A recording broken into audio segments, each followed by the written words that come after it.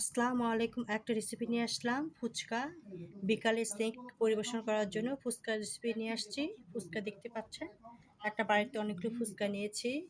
৩ টা আলু নিয়েছি, শসা, ২ টা ডিম দিয়ে ফুচকাটা পরিবেশন করা হবে। ধনেপাতা আছে, মরিচ কুচি আছে। ২ টা ডিম নিয়েছি, শসা, ধনেপাতা কুচি, মরিচ কুচি আছে, শুকনা মরিচ, লবণ দিয়ে আলুটা চেটকে নিব। ৩ টা আলু নিয়েছি, ৫ টা হলো শুকনো মরিচ দিয়ে আলুটা চেটকে নিচ্ছি। পেঁয়াজ দিয়েছি, এবার একটু তেল দিব, সরিষার তেল দিয়ে মাখিয়ে নিব। একটু ম্যাগি মশলা দিব, ম্যাগি মশলা দিয়ে মাখানো হচ্ছে। এবার ফুচকার ভিতরে দিয়ে দিব পোর। ফুচকার ভিতরে পোরটা রেডি হয়ে গেছে, এখন ফুচকার ভিতরে দিয়ে দিব। ফুচকার ভিতরে পোরগুলা দিয়ে দেওয়া হচ্ছে, এভাবে প্রতিটা ফুচকার ভিতরে পোরগুলা দিয়ে দিব।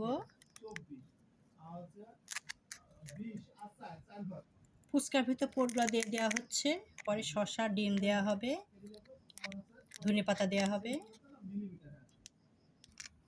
ফুচকার ভিতরে পোরগুলা দেওয়া হচ্ছে, এভাবে প্রতিটা ফুচকার মধ্যে দিয়ে দিব।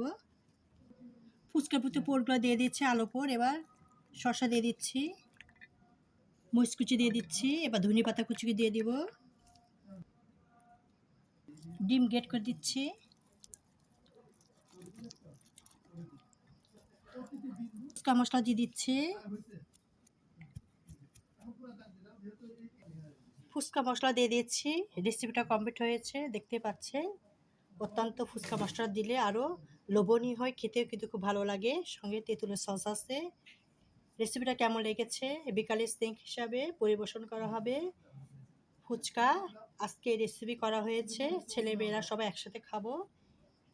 রেসিপিটা কেমন লেগেছে? যদি ভালো লেগে থাকে, যারা ফেসবুক থেকে দেখছেন তারা ফলো করবেন, যারা ইউটিউব থেকে দেখছেন সাবস্ক্রাইব করে বেল বাটন অন করবেন পরবর্তী রেসিপি দেখার জন্য। আন্তরিকতা শুভেচ্ছা রইল। আল্লাহ হাফেজ।